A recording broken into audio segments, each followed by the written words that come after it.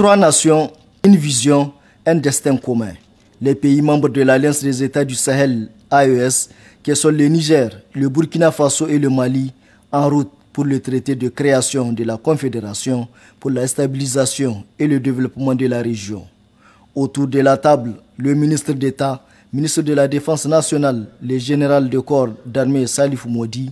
le général de brigade Kassoum Koulibaly, ministre d'État, ministre de la Défense et des anciens combattants du Burkina Faso, et le ministre d'État, ministre de l'administration territoriale et de la décentralisation de la République du Mali, le colonel Abdoulaye Maïga, pour donner suite aux résultats des travaux des experts des 3 pays réunis lundi dernier pour eux aussi examiner les recommandations de Bamako.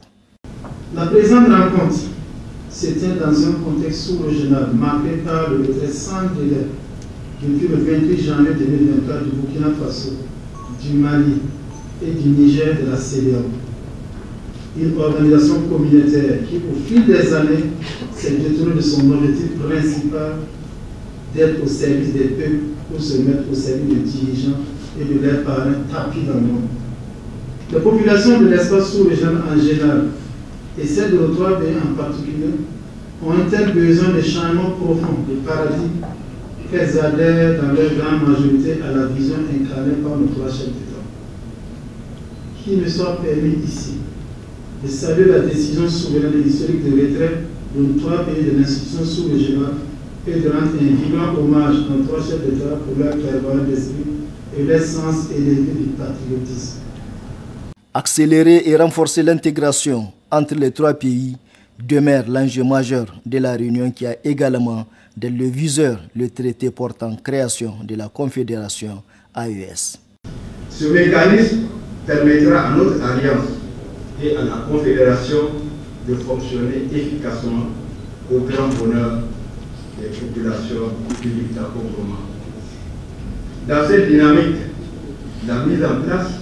des comités nationaux de l'Alliance des États du Sahel permettra d'assurer la visibilité et le caractère inclusif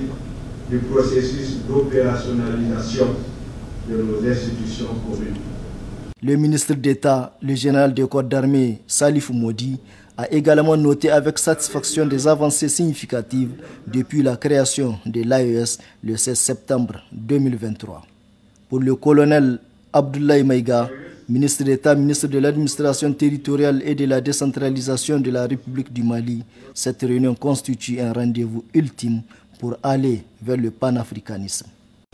L'esprit AES, cet esprit de coopération, de fraternité, de solidarité et de complémentarité,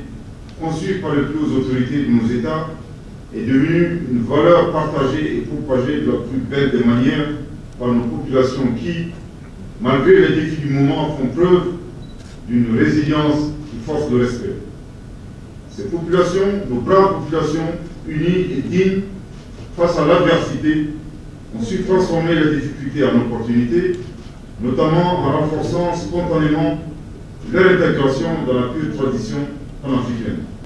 Les valeurs et les objectifs d'intégration renforcée et de panafricanisme sont justement au cœur de notre rencontre d'aujourd'hui. Tous s'engagent à travailler pour doter l'Alliance des États du Sahel d'un mécanisme nécessaire afin de faire de l'Alliance un espace prospère basé sur des valeurs d'équité, de justice et de développement. En marge de cette rencontre, ces ministres des pays membres de l'Alliance des États du Sahel ont été reçus en audience par le président de la transition du Burkina Faso, chef de l'État, le capitaine Ibrahim Traoré.